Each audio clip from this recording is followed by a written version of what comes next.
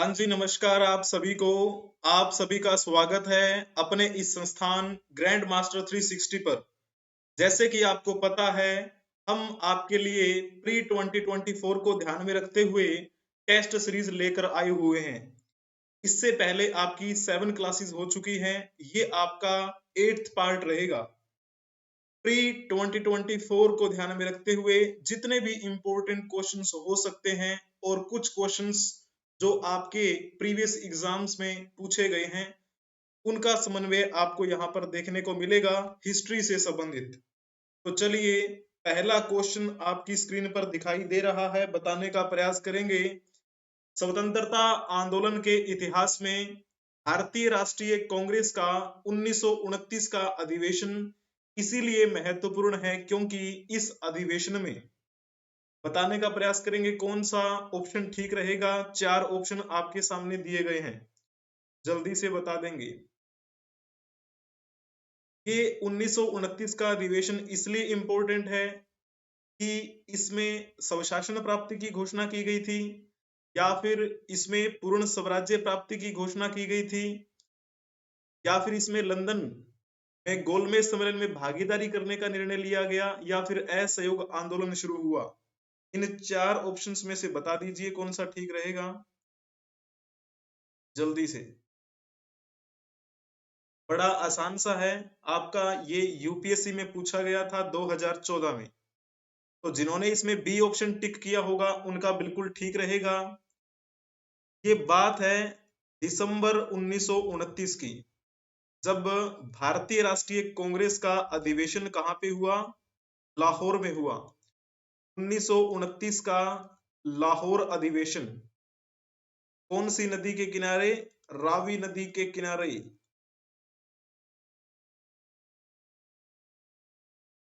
बसा हुआ शहर आपका कौन सा है? शहर लाहौर है ना। और इस 1929 के लाहौर अधिवेशन की अध्यक्षता किसने की थी? तो नाम आता है पंडित जवाहरलाल नेहरू का। पंडित जवाहरलाल नेहरू के नेतृत्व में 1929 का लाहौर अधिवेशन संपन्न हुआ। और इस 1929 के लाहौर अधिवेशन में पूर्ण स्वराज्य प्राप्ति को स्वीकृति दी गई थी। और इन्होंने कहा कि पूर्ण स्वराज्य यानी कि पूर्ण स्वाधीनता की प्राप्ति ही हमारा लक्ष्य रहेगा। ये लक्ष्य रखा इस 1929 के लाहौर अधिवेशन में। और इन्होंने ये भी निर्णय लिया कि अब आने वाली 26 जनवरी को हम स्वतंत्रता दिवस मनाएंगे। जब 26 जनवरी आई तो जाहिर सी बात है अगला साल आएगा 1930। तो 26 जनवरी 1930 को भारतीय राष्ट्रीय कांग्रेस के द्वारा पहला स्वतंत्रता दिवस मनाया गया। पहला स्वतंत्रता दिवस। और आपको पता है कि 26 जनवरी हमारे लिए एक और मायने में भी इम्पोर्टेंट है। क्यों? जब हम हमारे संविधान की बात करते हैं तो हमने हमारा संविधान लागू किस दिन किया था? वो भी 26 जनवरी को ही किया था, 26 जनवरी 1950 को। हालांकि संविधान बनकर तैयार तो हो चुका था नवंबर 1949 में, लेकिन उस समय के जो समझदार वर्ग के लोग थे उन्होंने ऐसा सोचा कि इस 26 जनवरी को हमें सम्मान देना चाहिए क्योंकि हमने पहला स्वतंत्रता दिवस मनाया था 1930 में। इसी बात को ध्यान में रखते हुए 26 जनवरी का दिन ही चुना गया कि संविधान लागू हो। 26 जनवरी 1950 को हमारा भारत गणतंत्र भारत बना और गणतंत्र भारत के पहले राष्ट्रपति बने डॉक्टर राजेंद्र प्रसाद। ठीक है जी, बहुत ही बढ़िया, अति उत्तम। नेक्स्ट क्वेश्चन आपकी स्क्रीन पर दिखाई दे रहा है, बताने का प्रयास करेंगे। किसके राज्य में कल्याण मंडप की रचना मंदिर निर्माण का एक विशिष्ट अभिलक्षण था? जल्दी से बताने का प्रयास करेंगे। पल्लव, चालुक्य, राष्ट्रकूट या फिर विजयनगर। तो इसमें जिन्होंने ऑप्शन टिक किया होगा विजयनगर, उनका बिल्कुल ठीक रहेगा। ये जो कल्याण मंडपम की रचना शैली है मंदिर निर्माण में, ये किसके समय में हमें दिखाई देती है? विजयनगर साम्राज्य।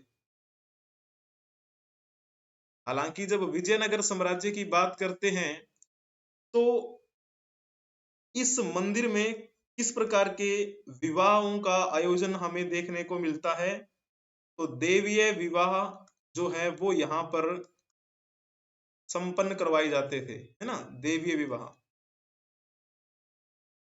विजयनगर साम्राज्य से संबंधित कुछ बातें अगर हम देखें तो विजयनगर साम्राज्य की स्थापना किसने की थी? हरिहर और बुक्का। हरिहर और बुक्का ये दो भाई थे। कहा जाता है कि इनके तीन भाई और भी थे। इन्होंने तीनों भाइयों के साथ मिलकर विजयनगर साम्राज्य की नींव रखी और पहला वंश इन्होंने जरूर शुरू किया, उसका नाम रखा संगम वंश। इनके पिताजी का नाम था संगम, पिताजी के नाम पर ही इन्होंने संगम वंश की शुरुआत कर दी। फिर संगम वंश के बाद में दूसरा वंश हमें देखने को मिलता है सुलू वंश। सुलू वंश की स्थापना की थी सालू नरसिंह ने। फिर इसमें तीसरा वंश हमें देखने को मिलता है तुलु वंश। तुलु वंश की स्थापना की थी वीर नरसिंह ने। और वीर नरसिंह जो थे ना, उनके ही छोटे भाई थे कृष्णदेव राय। इनके छोटे भाई थे कृष्णदेव राय, जो कि इस पूरे के पूरे विजयनगर साम्राज्य के सबसे शक्तिशाली राजा बनकर उभरे थे, है ना। फिर जब बात करते हैं हम तुलु वंश के बाद में कौन सा वंश देखने को मिला? अराविडु वंश। तो इस प्रकार से विजयनगर साम्राज्य के हम चार वंशों की बात करें तो वो आपके सामने दिए गए हैं। पूरे के पूरे विजयनगर साम्राज्य यानी कि इन चारों वंशों में से सबसे शक्तिशाली राजा कौन थे? तो वीर नरसिंह थे, जो कि तुलु वंश के संस्थापक वीर नरसिंह के छोटे भाई थे। ठीक है जी। कहा जाता है कि ये संस्कृत के भी अच्छे विद्वान थे और तेलुगु के भी। आमुक्त माल्याद नामक रचना इन्होंने लिखी तेलुगु भाषा में। संस्कृत का भी इन्हें अच्छा ज्ञान था और इनके दरबार में जो लोग रहा करते थे, 8 लोग, उनको कहते थे हम अष्ट दिग्गज। ठीक है, ऐसे आपको बातें ध्यान में रखनी।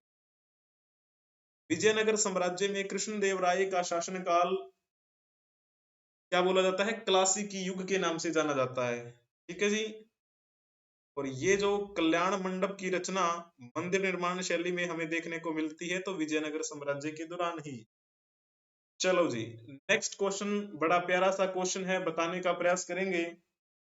कौन सा जोड़ा सही ढंग से सुमिलित नहीं है वो आपको बता देना है, जो सुमिलित नहीं है। सबसे पहले फर्स्ट ऑप्शन की बात कर लीजिए, ब्रह्म समाज की बात करते हैं। ब्रह्म समाज की स्थापना किसने की थी? राजा राम मोहन राय। राजा राम मोहन राय ने 1828 में की थी।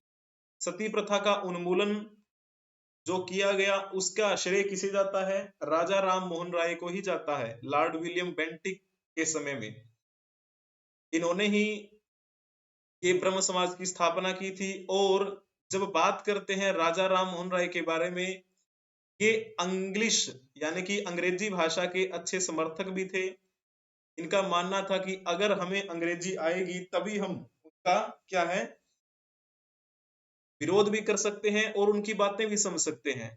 और फारसी का भी अच्छा ज्ञान था। भारतीय पत्रकारिता के अग्रदूत के रूप में इन्हें जाना जाता है।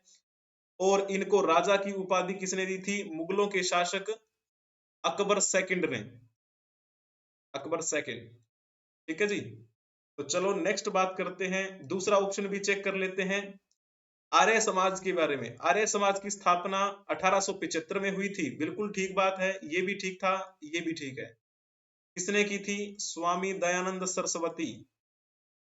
स्वामी दयानंद सरस्वती ने 1875 में आर्य समाज की स्थापना की। ठीक है। और जब बात करते हैं स्वामी दयानंद सरस्वती के बारे में, इनका मानना क्या था? आर्य कहां से आए थे? इनका मानना था कि आर्य तिब्बत से आए थे। तिब्बत आर्य सिद्धांत दिया किसने? स्वामी दयानंद सरस्वती ने। और यही है वो स्वामी दयानंद सरस्वती जिन्होंने क्या बोला था? वेदों की ओर लौटो, वेदों की ओर लौटो का नारा दिया। ठीक है। और फिर जब बात करते हैं तीसरे ऑप्शन की, रामकृष्ण मिशन की स्थापना 1897 में हुई, बिल्कुल जी हाँ हुई थी। इसमें 1897 में हुई, किसने की थी? तो नाम आता है स्वामी विवेकानंद, है ना, स्वामी विवेकानंद। ये शिकागो सम्मेलन में हिस्सा लेने के लिए कब गए थे? 1893 में, ठीक है। इसके 4 साल बाद में 1897 में इन्होंने बेलूर मठ में रामकृष्ण मिशन की शुरुआत की थी। इनके गुरुजी का नाम क्या था? रामकृष्ण परमहंस, रामकृष्ण परमहंस।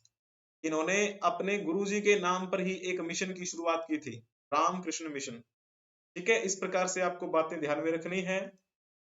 और इनका जन्म अगर हम देखें, स्वामी विवेकानंद का जन्म कब हुआ था?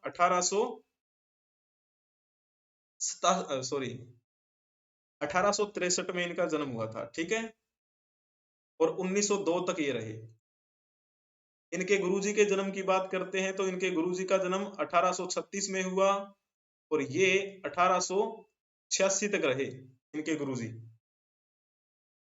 फिर आपके सामने एक क्वेश्चन बच गया, जाहिर सी बात है अगर बाकी ठीक है तो आपको कौन सा ऑप्शन टिक करना था? सही सुमिलित जो नहीं है वो ऑप्शन आपका हो जाता प्रार्थना समाज। ये सुमिलित नहीं है, आपको डी ऑप्शन टिक करना था।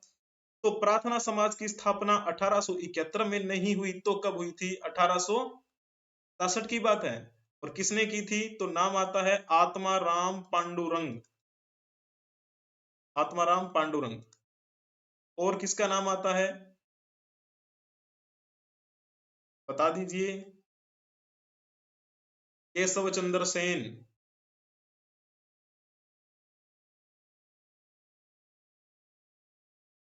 ठीक है। इस प्रकार आपको ये ऑप्शन भी ध्यान में रखना है। तो डी ऑप्शन जिन्होंने टिक किया था उनका बिल्कुल राइट था।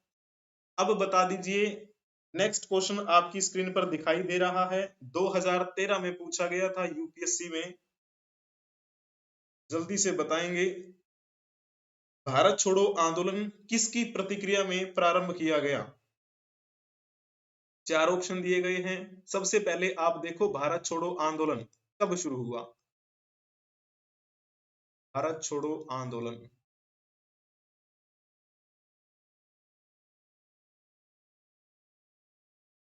भारत छोड़ो आंदोलन के बारे में समझने के लिए हमें जाना होगा 7 अगस्त 1942 के दिन।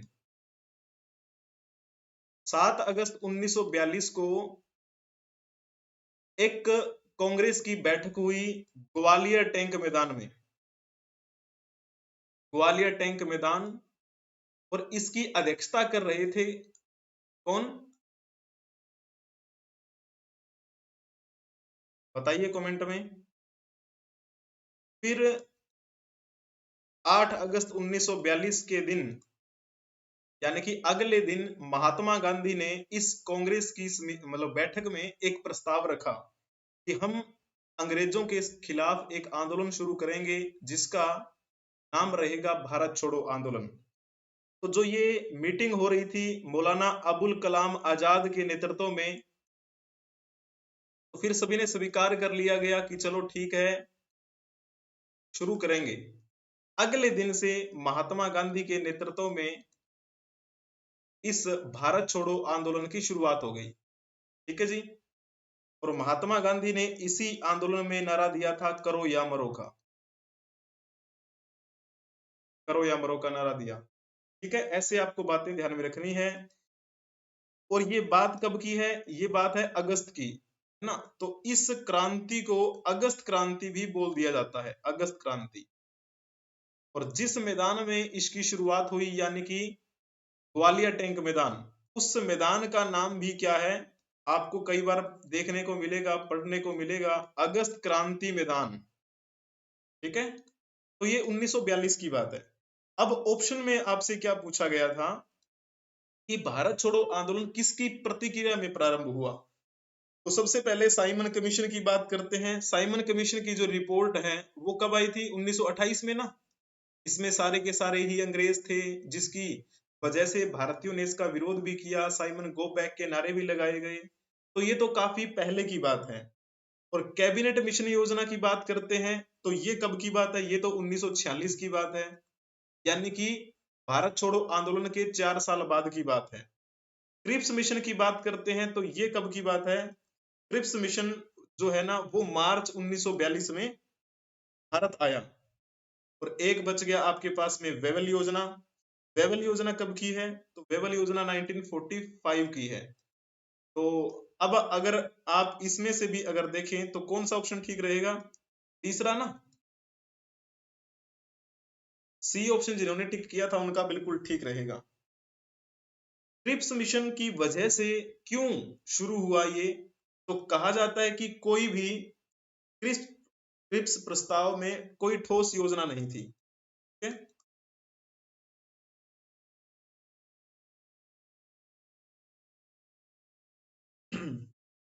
इसके अलावा कांग्रेस कार्य समिति को संविधान निर्मात्री सभा के गठन पर भी आपत्ति थी, क्योंकि इसमें देशी रियासतों के प्रतिनिधियों को जनता द्वारा निर्वाचित न करके रियासतों के शासकों द्वारा नामित किया जाना था। ठीक है, एक पॉइंट ये रहा और एक मैंने आपको बताया। एक पॉइंट ऐसा भी था कि केंद्र सरकार के संबंध में प्रतिरक्षा विभाग पर ब्रिटिश सरकार का ही नियंत्रण बना रहना था। इसी वजह से भारत छोड़ो आंदोलन की शुरुआत हुई। ठीक है, एक तो क्रिप्स मिशन द्वारा छले जाने और दूसरे जापान के तेजी से बढ़ते हुए प्रभुत्व के कारण वर्धा बैठक में भारत छोड़ो आंदोलन प्रारंभ करने का संकल्प भी लिया गया है ना। तो इस प्रकार आपको ये बातें ध्यान में रखनी है। नेक्स्ट क्वेश्चन आपके सामने दिया गया है, बताने का प्रयास करेंगे। स्वतांत्रिक और सम्मितीय जैन धर्म के संप्रदाय थे। सर्वास्तिवादियों की मान्यता थी कि दृग विषय फिनोमिना के अवयव पूर्णतः क्षणिक नहीं है बल्कि अव्यक्त रूप से सदैव विद्यमान रहते हैं। तो आपके सामने ये दो कथन दिए गए हैं, इन कथनों में से आपको ये बताना है कि कौन सा ठीक रहेगा। जो सत्य कथन है वो बता देंगे जल्दी से। चलो पहले समझने का प्रयास कर लेते हैं। स्वतांत्रिक और सम्मितीय जैन धर्म के संप्रदाय थे क्या? आप कहेंगे जी नहीं। अगर ये जैन धर्म के संप्रदाय नहीं थे तो किसके थे? बौद्ध धर्म के। बौद्ध धर्म। सर्वास्तिवादियों की मान्यता थी कि दृग विषय फिनोमिना के अवयव पूर्णतः क्षणिक नहीं है बल्कि अव्यक्त रूप से सदैव विद्यमान रहते हैं। ये बात बिल्कुल ठीक है। और ये सर्वास्तिवादी जो विचार है ये भी किसका है? बुद्धिज्म का है ना। सर्वास्तिवादी, इसका मतलब क्या है सर्वास्ति? इसका संधि विच्छेद करो, सर्व अस्ति। और सर्व का मतलब यहां पर क्या लिया गया है? भूतकाल, वर्तमान काल और भविष्य काल। तो इन तीनों कालों की बात हो रही है। तो तीनों कालों में क्या है? अब इसको समझने में आपको मुश्किल भी नहीं होगी ना कि सदैव विद्यमान रहते हैं, भूत भविष्य वर्तमान। तो ठीक है, जिन्होंने इसमें ऑप्शन टिक किया होगा केवल दो, यानी कि केवल दूसरा ऑप्शन जो है वो ठीक है, तो उनका बिल्कुल सत्य था। बहुत ही बढ़िया, अति उत्तम। बुद्धिज्म की शुरुआत करने का श्रेय किसे जाता है? महात्मा बुद्ध। महात्मा बुद्ध का बचपन का नाम क्या था? सिद्धार्थ। इनके पिताजी का नाम क्या था? शुद्धोधन। इनकी माताजी का नाम क्या था? महामाया। इनकी माताजी की मृत्यु होने के बाद इनका लालन पालन किसने किया? गौतमी प्रजापति। और महात्मा बुद्ध का जन्म कब हुआ था? 563 ईसा पूर्व में। कहा? लुम्बिनी, है ना, कपिल वस्तु नेपाल में।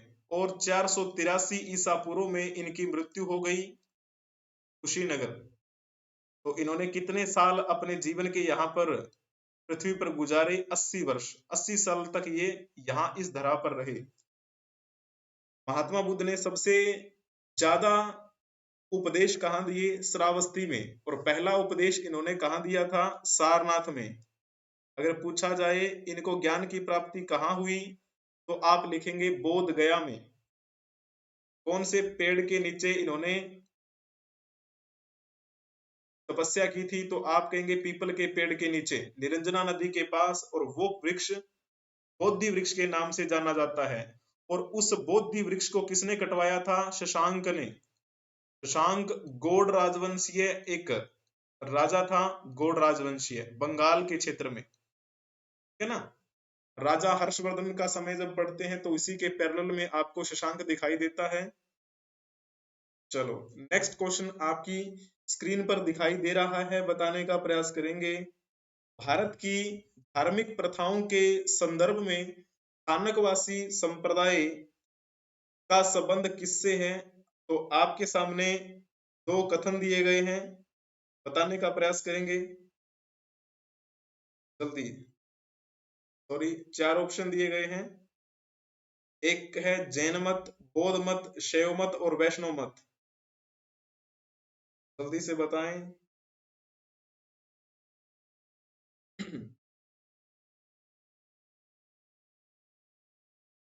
स्थानकवासी संप्रदाय,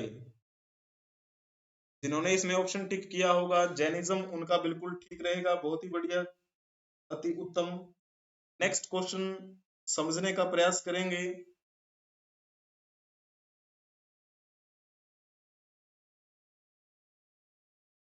चलिए जी, अभी इन युग्मों पर आपको विचार करना है और बताना है कि कौन सा कथन सही सुमिलित आपको दिखाई दे रहा है। चलिए बताइए जल्दी से।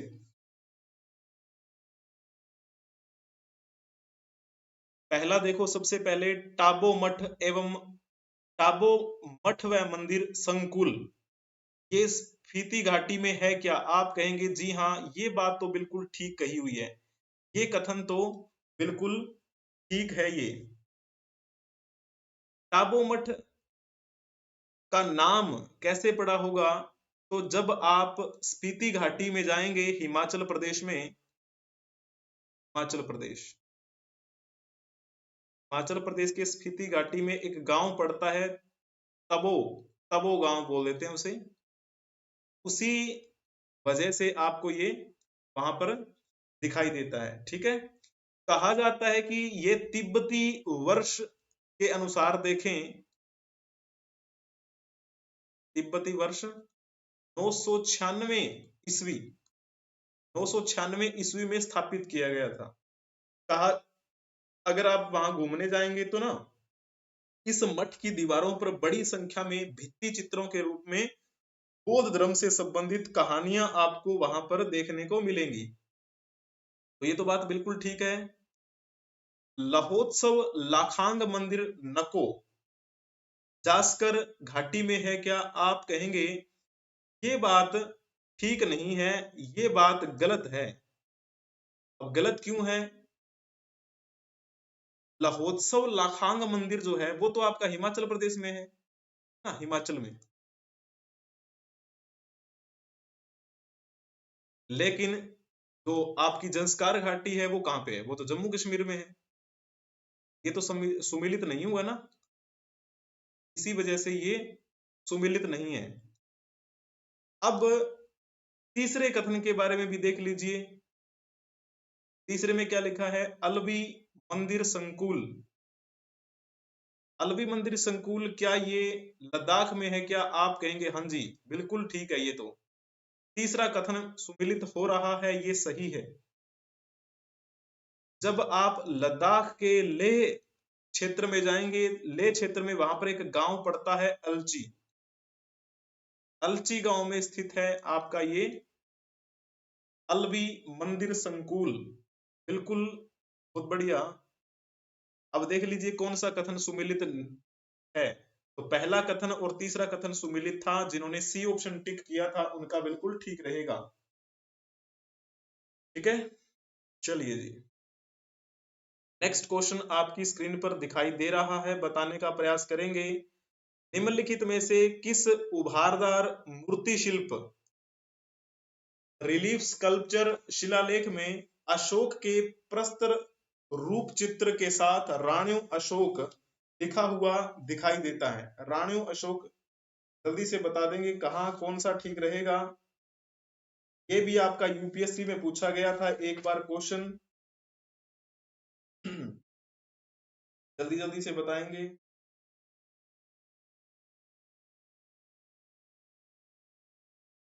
जिन्होंने इसका ऑप्शन टिक किया होगा, ऑप्शन ए उनका बिल्कुल ठीक रहेगा, बहुत ही बढ़िया। राणियों अशोक का मतलब क्या है? राजा अशोक, यानी कि अशोक को राजा के रूप में दिखाया गया है। कहाँ? कंगनहल्ली के शिलालेख में। जब आप वहां पर प्रस्तर रूप चित्र देखेंगे तो आपको ये जानकारी मिलेगी। कंगनहल्ली कहाँ है? तो ये वर्तमान में जो हमारा कर्नाटक राज्य है, उस कर्नाटक राज्य में स्थित है। ठीक है। बाकी जो आपके ऑप्शन में दिए गए हैं, कथन गिरिनगर, बड़ा नॉर्मल सा लग रहा है ना, गुजरात है, गुजरात में है ये आपका गिरिनगर। ठीक है जी। और सोहगोरा की बात करते हैं। सोहगोरा आपका यूपी में पड़ता है। यूपी के कौन से क्षेत्र में? गोरखपुर, गोरखपुर। ठीक है। और ये कहा जाता है कि सोगोरा हड़प्पा से संबंधित एक स्थल है, जहां से हमें गोरे काल के भी अभिलेख दिखाई देते हैं। और जब हम बात करते हैं हलेबीडु के बारे में, हलेबीडु, हलेबीडु ये भी आपका कर्नाटक में है। कर्नाटक में एक डिस्ट्रिक्ट पड़ता है हसन, हसन जिला कर्नाटक। वहां पे मिलेगा आपको हलेबीडु नाम का एक स्थान। और इस स्थान को प्राचीन समय में क्या कहते थे हम? द्वार समुद्र। द्वार समुद्र तो आपने इतिहास में पढ़ा ही है कि ये तो होयसल वंश वालों की राजधानी हुआ करती थी, होयसल वंश। यानी कि होयसल वंश की कभी राजधानी रहा द्वार समुद्र, आजकल के समय में हलेबीडु के नाम से जाना जाता है, जो कि कर्नाटक के हसन जिले में स्थित है। ठीक है।